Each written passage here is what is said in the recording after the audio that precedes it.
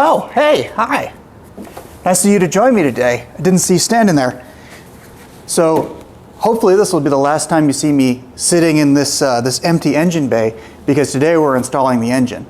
You probably saw me doing a bunch of other stuff, getting ready for today's install. There were still a couple of minor things that I had to take care of, such as installing the foam that insulates the shifter. I installed a new shifter kit as well.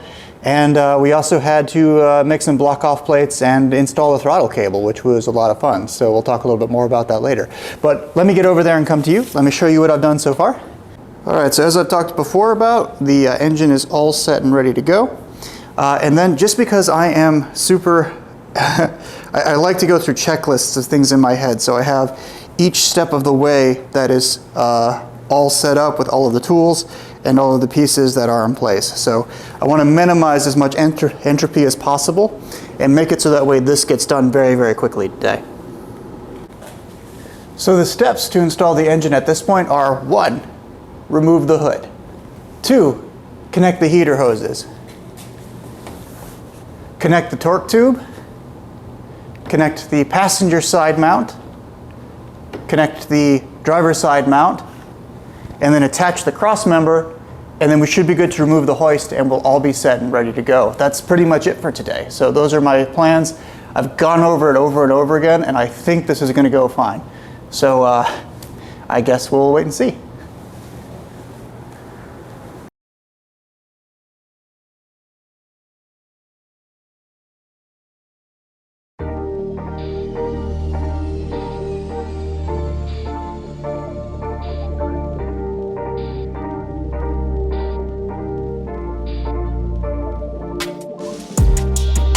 Right now, this is above, right? It's above the hole right now. So the shaft is above the hole. Yeah, I mean, or it's pretty damn basically above. Okay. So either this whole assembly here either has to come off for now, and we can test fit it, which I don't know if we want to go through all that effort just to test fit. What is or this has to end up behind the camera, and it's just I don't know.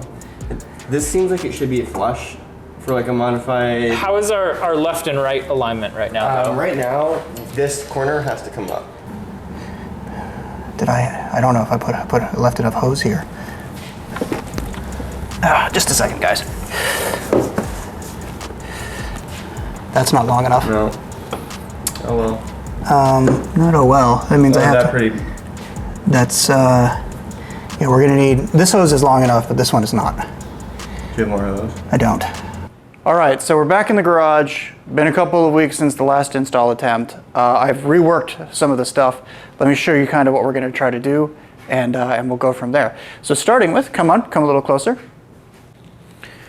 All right, so starting here, inside of the engine bay, I've actually attached heater core lines coming off the ports in the firewall. Now my hope is that these will sit right on top of the bell housing, and then I'll be able to just run them onto the other side of the engine and hook up with the heater valve. Let me show you what I've changed over there.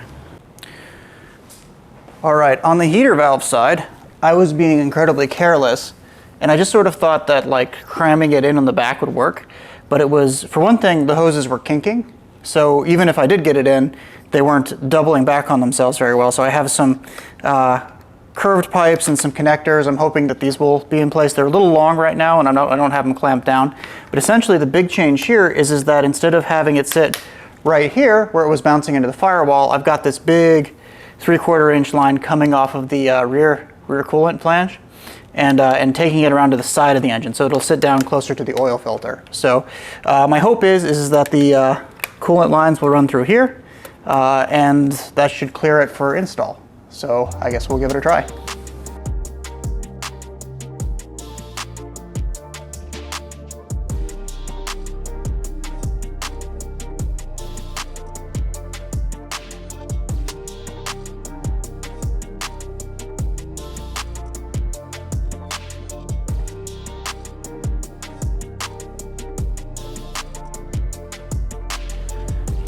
All right, so we've kind of got it in place. The heater pipes are moving around the bell housing, which is exactly what I wanted them to do, which is good.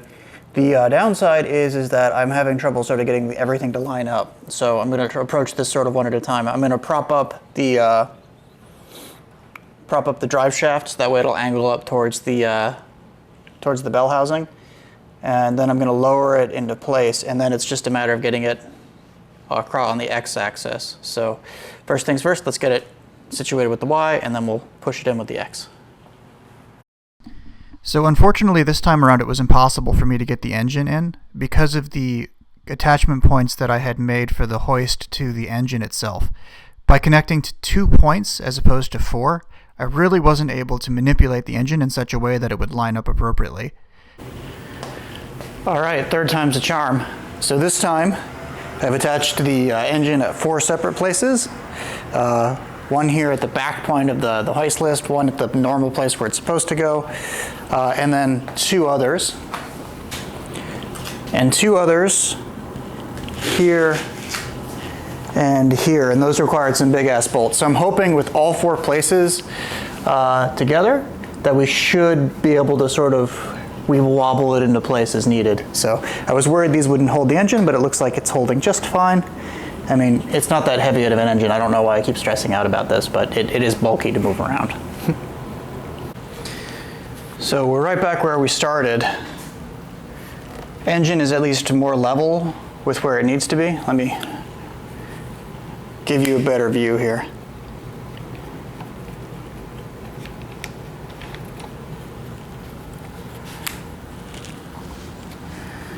So you can see kind of where we're sitting. That's where it needs to go into the bell housing to attach to the torque tube. But as you can see, it's kind of hitting the brake booster over there, and that's because the engine sort of has to be rotated about 20 degrees. So I need to come up with a way to rotate it, and I'm not exactly 100% sure how to do that. It was at this point that I called for reinforcements.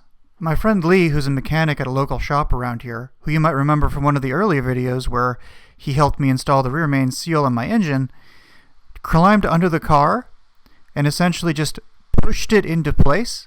And then to help with the rotation, he attached a bolt to a ratchet strap and then looped that ratchet strap over the hoist before connecting it to the frame of the car itself. So this essentially meant that he could pivot the engine by using the actual ratchet strap and rotate it into place. I would have never thought to have done this. All that was left to do was tighten the 4 bolts that connected the torque tube to the bell housing, and while Lee crawled under the car to do that, I bravely did not and held the camera so that way I could record what he was doing.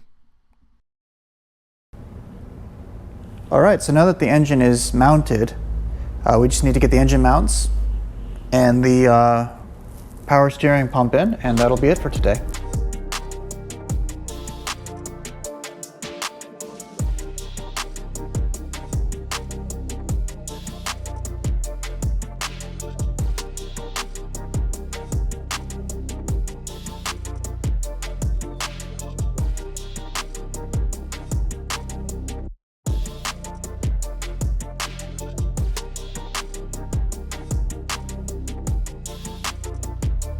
Right, so before we go any further, one of the things I was informed that would be a great idea would be to go ahead and reinstall the power steering pump down there before we install the engine mount, just because it gets really, really crowded very, very quickly. So do make sure you do that. I already showed you how to install it in a couple episodes ago.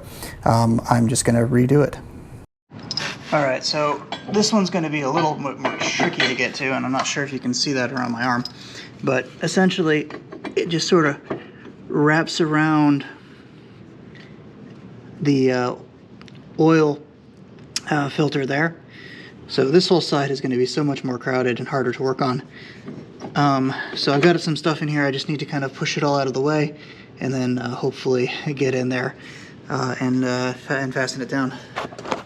All right, so the 2 long bolts go into these tools here, and you can see how it wraps around the top there. Or wraps around the oil filter there. This is going to probably be easier from below, and then I'll figure out where the other 2 bolts go. Alright, so in addition to the long bolts, the short ones go sort of here and one right here.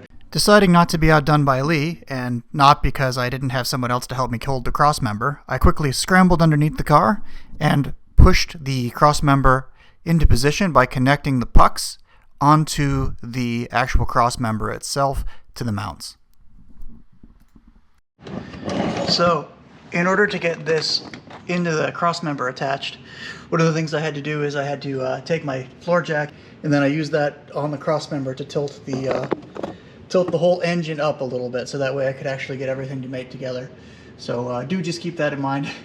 You might have to play a little bit fast and loose with the geometry here to get this all mated together. So let's start cranking it down. Right here. So one of the things too that I've been struggling with to try to figure out a solution to is this tube here. It is currently facing into the vehicle, like into the arm here, so there's not a whole lot of clearance. Other people have faced it down, but I'm already sort of in here. So the one thing you can do to get around it is I've got this little socket, 7 mil it looks like, and I just inserted it into the tube, and then you can sort of just pull it upwards to face whichever way you want to go. So I'm hoping that I can get a geometry to work with this setup, but yeah, that's how you adjust.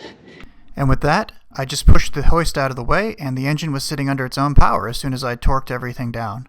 That was a lot more work than I was expecting, but I'm happy it's over with. Thank you all so much for watching, and I'll see you all next time.